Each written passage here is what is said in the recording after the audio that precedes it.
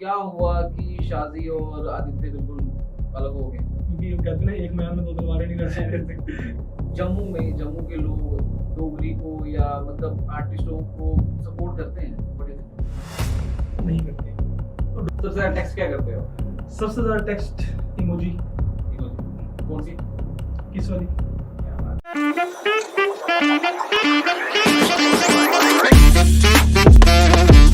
नमस्ते, आदाब, सत श्री अकाल, की हाल चाल। आज के एपिसोड बहुत स्पेशल होने वाला है मेरे लिए, क्योंकि जिस गेस्ट को मैंने आज इनवाइट की है अपने शो पे, उनके साथ मेरी ना थोड़ी भाई वाली बॉन्डिंग रही है। बहुत पहले से उनको मैं जानता हूँ। आदित्य भैया, क्या हाल है आपके? बढ़िया भैया, आप सुनो। आपका शो में आने के लिए बहुत बहुत शुक्रिया। थैंक यू मुझे बुलाने के लिए। आदित्य भैया, जो आपका नाम है आदित्य और भानु, आदित्य का मतलब सूरज, भानु का मतलब सूरज, तो मतलब जिन्होंने नाम रखा था उनको क्या ये आइडिया था कि मतलब जैसे सूरज का ग्लो है, जैसे तेज है उसका, जैसे शोहरत है सूरज की, वो आप प्रॉपर उसको कवर अप करने वाले और एक सूरज में तो नहीं मानते यार, ऐसा? देखो, वो नाम तो मेरे पापा ने रखा था। अच्छा। और वो सेम बात वो भी मतलब जब मुझे बताते थे कि जब मैं पूछता था कि सबके नाम क्या है, उनकी कास्ट या कुछ ऐसा लगा था। मेरे नाम क्या है, आदित्य भानु शर्मा है। शर्मा खैर मैंने फिर निकाल दिया था कि बहुत लंबा नाम हो रहा था। तो यही चीज़ बोलते थे कि लोगों के एक सूरज अगर होता है, तेरे नाम में दो सूरज दिए हुए हैं। तो उनकी ये विश थी कि मैं मतलब इस फील्ड में, मीडिया फील्ड में या किसी भी फील्ड में बहुत ज़्यादा मतलब शाइन करूँ, इसलिए उन्होंने नाम मेरा बचपन से ही आदित्य भानु रखा था। वो उनकी ख्वाहिश जो है वो कब पूरी होगी उसका वेट वैसे मैं भी कर रहा हूँ। अच्छा आदित्य भैया, जैसे आप इस टाइम बहुत ज़्यादा लाइमलाइट में हो, आपकी चलो जो पीछे वाला जो था आपका, जो आपने थिएटर किया उसमें एक्टिंग डायरेक्शन जो की, वो तो सुपर क्लास थी। बट रिसेंटली आप और ज़्यादा लाइमलाइट में अपनी मूवी आमोशिंदा के लिए, जिसको आपने डायरेक्ट करी है। सो मतलब ये मूवी का प्लान कैसे बना, मतलब कैसे माइंड में है कि मूवी करेंगे हम? देखो, मूवीज शॉर्ट फिल्म्स तो मैं कर ही रहा था। तो एक प्लान बना कि लीग से हटके कुछ फैमिली ड्रामाज हो गए या सोशल फिल्में तो कर ही रहा था साथ साथ ना। एक दिमाग में आया यार कुछ अलग हटके कुछ चीज़ हो। गीटियाँ आ चुकी थी। हाँ। इंस्पिरेशनल मतलब यंग एक्टर्स डायरेक्टर्स के लिए तो बड़ी इंस्पिरेशनल फिल्म थी यार। बिल्कुल, इस तरह की बिल्कुल। फिल्म कुछ हम बनाएं, कोशिश करें। उनका बजट बहुत था, उन्होंने तो काफ़ी अच्छा लेवल पे बनाई। मैंने और डीके भैया ने जब डिस्कस की इस बात को, मैंने कहा यार चलो एक ट्राई करते हैं। हमने शॉर्ट फिल्म बनाने की सोची सबसे पहले। ट्रेलर हमने बनाया उसका प्रॉपर। जब हमने मार्केट में वो चीज़ डाली, जब अपलोड किया यूट्यूब वगैरह में, तो रिस्पॉन्स ऐसा मिला कि खुद ही एक दिन कॉल करके मैंने बोला, मैं कहा कि इसको फुल लेंथ ले चलते अच्छा, हैं। सो जो ट्रेलर का अपलोड हुआ था, जो मतलब एज एन वो शॉर्ट मूवी का सोच वो के शॉर्ट ही? मूवी का हुआ था सबसे पहले अच्छा। कि देख ऑडियंस का रिस्पॉन्स, मतलब एक रिएक्शन देखने के लिए। अच्छा, इसमें जैसे जो थरुण केसर है, डीके जिनको हम कहते हैं, जो प्रोड्यूसर भी हैं, शायद जिनके वाइफ प्रोड्यूसर है, if I am not wrong. अच्छा, उसके बाद उन्होंने एक्टिंग भी बीच में करी है मेन लीड की। सो उनके साथ ना मुलाकात कैसे आपकी हुई, आप कैसे मिले उनसे? उनके साथ देखो, मेरा 2010 या 9 से मैं उनको मतलब उनके साथ मैं टच में हूँ, जब वो एंकरिंग किया करते थे। अच्छा। तो मैं उनकी एंकरिंग का बहुत बड़ा फ़ैन था पहले। उसके बाद लाफ्टर चैलेंज होता है हर साल कटरा में। जी, जी। नेशनल मतलब कंपटीशन होता है, ऑल ओवर इंडिया से आते हैं कॉमेडियंस आते हैं जी। अपने, जैसे लाफ्टर कंपटीशन टाइप पूरा वैसे होता है ना। तो मैं वो देखने जाया करता था। फिर 2-3 साल के बाद जज करना शुरू हो गया, क्योंकि उनको पता था कि मैं थिएटर बिलोंग करता हूँ थिएटर से। तो उन्होंने बोला कि आप जज भी करो, तो मैंने जज करना शुरू कर दिया। अब 7-8 साल से मैं जज भी कर रहा हूँ। तो वहीं से जो बॉन्ड था उनके साथ, वो वहीं वाला बॉन्ड बन चुका है। जो आपने जज किया एक शो शायद इनका, ठीक है, आप बीइंग अ थिएटर एक्टर, आपने नेपोलियन हो गया, पिशाच यात्रा, मतलब बहुत एक्सटेंसिव जो इंटेंस रोल होते हैं, यहाँ से आपने सीधा जंप करी हंसी विंग जैसे एक फन लविंग कॉमेडी शो में जज करने, तो मतलब ये ट्रांसफॉर्मेशन कैसा, it was easy for you? देखो, कॉमेडी तो मैं कर रहा था, शॉर्ट प्लेस तो मैं, जैसे हमने इंस्टीट्यूट जब खोला था शाजी के साथ, तो शाजी का कॉमेडी में हाथ आपको पता है कि बहुत अच्छा है। तो उससे बड़ी चीज़ें मैंने सीखी हैं। और उसके मतलब जब मैं प्ले को डायरेक्ट करता था तो मुझे पता है कि मेरे पास शाजी है, तो मैं उससे चीज़ें करवा लेता था। एक चीज़ बोलता था, वो आगे से दो मुझे रिवर्स में दे देता था। तो कॉमेडी में हाथ बड़ा अच्छा था, हमने काफ़ी प्लेस किए कॉमेडी में। सीरीज तो चलो चल ही रहे थे। वैसे वो एक्टर ही क्या जो सारी वर्सेटाइल ना हो, तो वो तो वही चीज़ें थी जो कॉमेडी तक लेके गई। आदित्य भाई, जैसे आपने अभी मेंशन की दो चीजें, एक शादी को मेंशन की और वर्सेटैलिटी की बात की।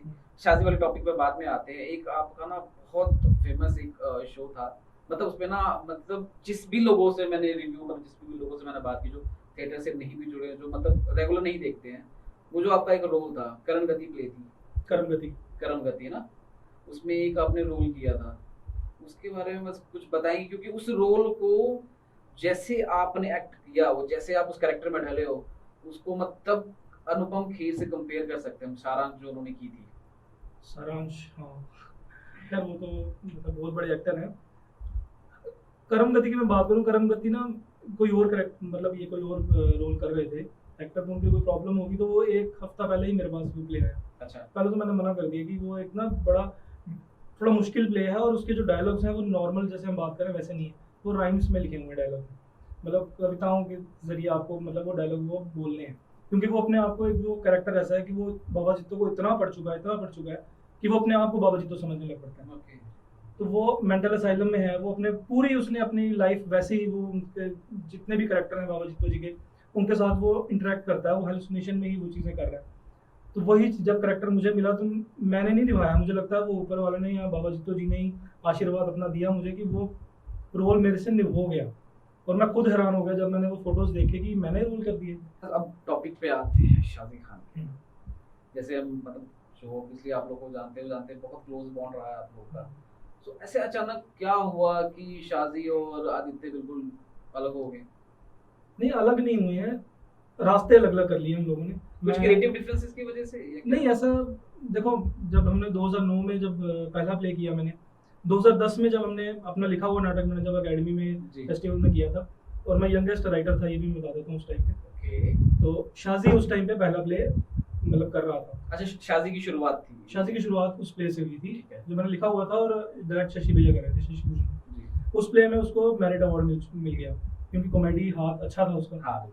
तो वहाँ से फिर वो जो एक बॉन्ड था, एक भाइयों वाला बॉन्ड था, वहाँ से वो चल पड़ा। तो कुछ चीज़ें हुई, कुछ मेरी तरफ से हुई, कुछ ग्रुप की तरफ से हुई। तो अल्टीमेटली फिर मैंने जब फिल्मों की तरफ रुख कर लिया, तो उसने थिएटर संभालना था, क्योंकि कहते हैं एक मैदान में दो तलवारें नहीं रह सकती। खैर मजाक की बात है, अभी भी अच्छा बॉन्ड है, अभी भी अगर कुछ चीज़ चाहिए होती है या कुछ काम होता है तो हम लोग करते हैं, साथ में मिलते हैं। क्या फ्यूचर में कभी शादी और आदित्य साथ में दिखेंगे? बिल्कुल किसी दिखेंगे। प्रोजेक्ट में? अच्छा आदित्य भैया, जैसे ना बहुत से लोगों का ये इल्जाम कह लो या रूमर कह लो, व्हाटएवर, ये तो आप अब क्लियर करेंगे कि आदित्य भानु क्वालिटी से क्वांटिटी पे ज्यादा कूद रहा है, और उसका ये थॉट है कि मतलब जो अच्छे एक्टर्स हैं या अच्छे जो आर्टिस्ट हैं उनको साइड रख के, जो फेवरेटिज्म होता है ना कि जो फेवरेट पर्संस होते हैं उनको इंट्रोड्यूस ज्यादा करता है वीडियोस में। देखो पहला सवाल आपने किया कि क्वालिटी से ज्यादा क्वांटिटी। हाँ बिल्कुल। इसका रिवर्स हो रहा है। ओके। अब हम कोई प्रोजेक्ट आता है, जैसे आप हमारे पास आए हो कि यार एक सॉन्ग बना दो, हमने आपका शूट कर लिया, साथ में कोई और आ गया उसका शूट कर लिया, जब रिलीज होने की बारी यही हो सकता है एक दो दिन का फर्क हो, ये रिलीज हो गया वो रिलीज हो गया, तो वो लोगों को दिखती है क्वांटिटी की, एक दिन से कर रहे हैं, लेकिन वो चीज़ पीछे जो उसके कितना डिफरेंस है, कितना शूट में कितना टाइम लगा, एडिट में कितना टाइम लगा, वो चीज़ सामने नहीं दिखती है, वो लोगों को दिखती है क्वांटिटी। लेकिन क्वालिटी की बात करूँ मैं, आप जितने भी अभी पिछले साल से लेके इस साल जितने भी आप मेरे सॉन्ग्स देखेंगे, आपको क्वालिटी उसमें दिखेगी। जितने भी बाकी जो गाने बने जम्मू में, मैं उनकी बुराई नहीं करना चाहता, लेकिन आप कंपैरिजन करके देख लो, आपको खुद ब खुद आइडिया लग जाएगा। हम जो चीज़ कर रहे हैं, हम कुछ अलग करने की कोशिश कर रहे हैं कि जो लोगों को जो दिख रही है, जो काफ़ी सालों से जो चीज़ दिख रही है, उससे थोड़ा अलग दिखे। राधा कृष्ण प्रेम गाथा करके मैंने एक सॉन्ग बनाया था लास्ट ईयर, जन्माष्टमी में रिलीज हुआ है, आप उस सॉन्ग को देखना। राधा कृष्ण जो हमने बनाया वो गूजबम्प, अभी भी मैं सुबह देख रहा था मेरे गूजबम्प्स आ रहे थे, वो प्रॉपर लगता है कि यार कोई राधा कृष्ण है उसमें दिख रहे हैं। खून डोगरा बनाया हमने, हरि सिंह जी का कैरेक्टर उसमें इंट्रोड्यूस किया, विक्रम भैया ने किया था, वो आशीष कोहली जी उसमें बनाए थे हमने। वो आप गाना देखो, आपको स्टार्टिंग से लगेगा कि यार कुछ चीज़ है, मतलब वो कहते हैं ना भगवान की तरफ से ही कुछ चीज़ें हो रही हैं मेरे साथ, जो अच्छे अच्छे प्रोजेक्ट्स मेरे पास आते जा रहे हैं, और मैं क्वालिटी पे साथ थोड़ा सा ज़्यादा ध्यान रख रहा हूँ। तो मतलब ये रूमर गलत है फिलहाल?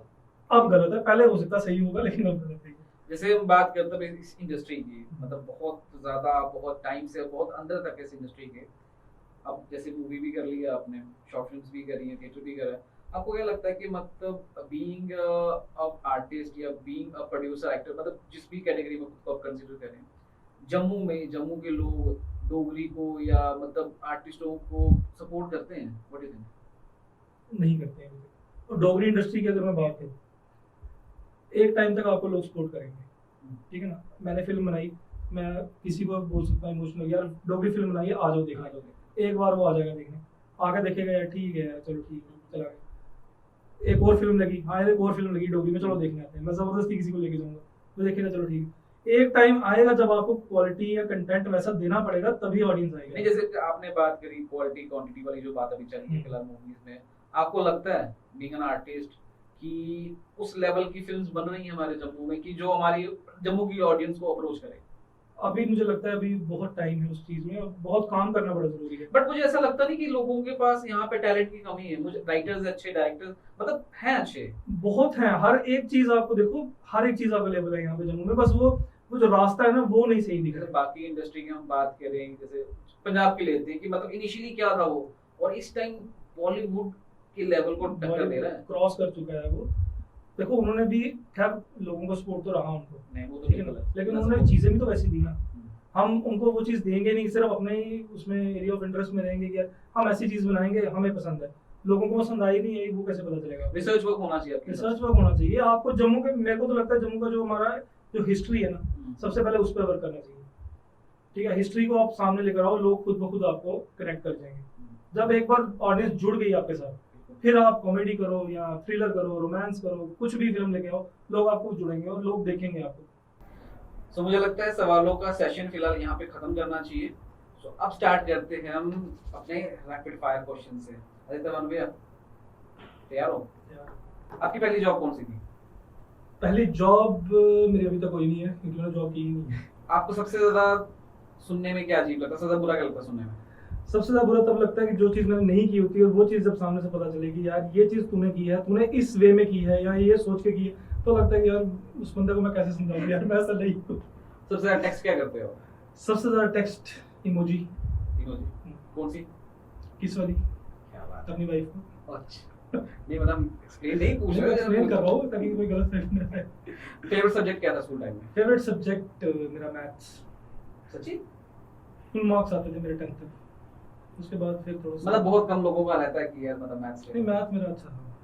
अच्छा ऐसी कौन सी चीज है जिसपे आपने पैसा खर्चा और बाद में रिग्रेट हुआ, नहीं यार ये खर्चा नहीं चाहिए था? रिग्रेट बहुत सी चीजों का हुआ, मतलब लेटेस्ट अभी? लेटेस्ट ऐसा कुछ ध्यान में तो आ नहीं रहा, लेकिन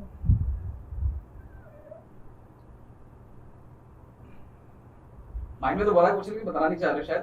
फिलहाल नेक्स्ट क्वेश्चन पे चलते हैं। सबसे Next question पे चलो, क्योंकि सबसे ज्यादा अच्छा क्या बना लेते हो? खाना सबसे अच्छा क्या बनाते हो आप? सबसे ज्यादा अच्छा चाय और मैगी को छोड़ के, फिर वो तो सभी बना लेते हैं।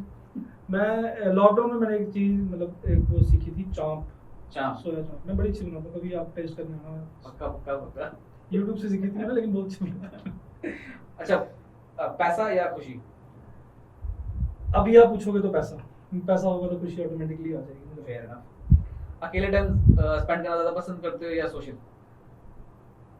दोनों चीजें मेरे ख्याल से सेम ही है। ज्यादा? अकेले अगर बैठे हो तो सोशल मीडिया ही आप चलाओगे। वैसे मैं दोनों चीजें बारी बारी कर लेता हूँ। जब मैं अकेले कई बार बैठा होता हूँ तो, या बाइक पे चलते हुए, तो मैं अकेले अपने आप से बातें करनी शुरू हो जाता हूँ। तो वो मुझे बड़ा अच्छा लगता है कि बहुत से मतलब अकेला कह सकते हैं। हाँ, बहुत से सवाल जो मन में होते हैं उनका जवाब मैं खुद ही दे देता हूँ, वो अच्छा लगता है। अच्छा बकेट लिस्ट में क्या क्या रह गया बाकी? बकेट लिस्ट में मीडिया को लेके, एज एन लाइफ या कुछ भी? खैर लाइफ में वही है, मतलब जैसे एक फिल्म तो आ गई पिछले साल। बकेट लिस्ट में ये है कि जितनी ज़्यादा फिल्में थिएटर तक पहुंचा सकूँ मैं, ताकि मेरे जाने के बाद एक जो लिस्ट दिखे, उसमें दिखे कि टॉप पे कौन है। लिस्ट जो है वो बहुत लंबी क्या चल भाई क्या बात है, बिल्कुल बिल्कुल इंशाल्लाह दिखेगी वो। सो आदित्य भैया हम आज का इंटरव्यू यही खत्म कर रहे हैं, बट हम ऐसे तो जाने नहीं देंगे आपको। तो कोई एक आपके फेवरेट किसी एक प्ले का एक डायलॉग हो जाए। तो मैंने फिल्म की थी D knock, D knock, okay. Vikram sir ने लिखी हुई थी, और उसमें करेक्टर था एक थोड़ा साइकिक दिखाया हुआ है, मर्डर्स करता है वो, अपनी मतलब शादी करता है जिनसे, उनका मर्डर करता है। अच्छा। उनको खूबसूरती से उसको नफरत है। तो लास्ट में जब वो अपनी मतलब लड़की के अटायर में आता है प्रॉपर तैयार होके कि मेरे से ज़्यादा खूबसूरत और कौन हो सकता है, ओके। तो वो अपनी वाइफ को उसमें मतलब थोड़ा सा वो करता है, डराता है, उसको मारने की कोशिश करता है। देखो मुझे कितना कितना खूबसूरत हूं ना मैं, हाँ? नफरत है मुझे इस खूबसूरती से, और तुम्हें भी बदसूरत बनाऊंगा मैं। कुछ इस तरह का था, मेरे को प्रॉपर क्या बात है, क्या बात है, मजा आ गया आदित्य भैया। बाकी बहुत बहुत शुक्रिया आपका शो में आने के लिए। थैंक यू मुझे